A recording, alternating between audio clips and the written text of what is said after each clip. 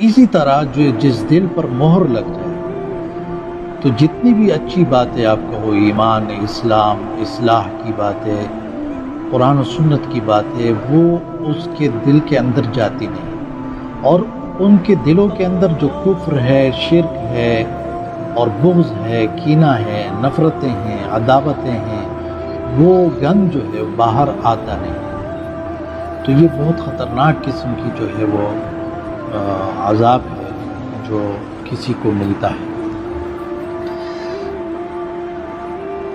مجاہد رحمہ اللہ نے ایک مثال کے ذریعے لوگوں کو سمجھایا۔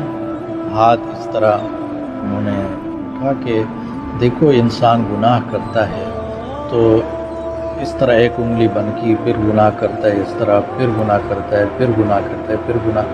تو یہ دل جو ہے بالکل کھلا ہے، لیکن یہ بند ہو جاتا ہے۔ جس طرح انسان جس قدر گناہ پہ گناہ کرتا جاتا ہے، یہ دل بند ہو جاتا ہے۔ اور حدیث میں بھی آیا ہے، ترمذی کے اندر حدیث مبارک ہے، رسول اللہ صلی اللہ علیہ وسلم نے فرمایا، بندہ جب کوئی گناہ کرتا ہے تو اس کے دل پر ایک سیاہ نقطہ لگا دیا جاتا ہے، پھر جب وہ باز آ جائے، استغفار کرے، اللہ سے بخشش طلب کرے، توبہ کرے، تو اس کا دل چمک جاتا ہے، اور اگر دوبارہ گناہ کرے تو نقطہ بڑھا دیا جاتا ہے، یہاں تک کہ اس کے دل پر یہ سیاہی چھا جاتی ہے۔ یہی وہ زنگ ہے جو اللہ نے ذکر فرمایا ہے، کلا بل ران علی قلوبہم ما کانوا یکسبون، ہرگز نہیں بلکہ زنگ بن کر چھا گیا ہے ان کے دلوں پر جو وہ کماتے ہیں۔ یکسبون ان کی اپنی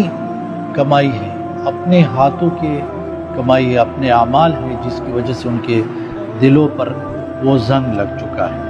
تو دونوں مثالوں پر آپ غور کریں۔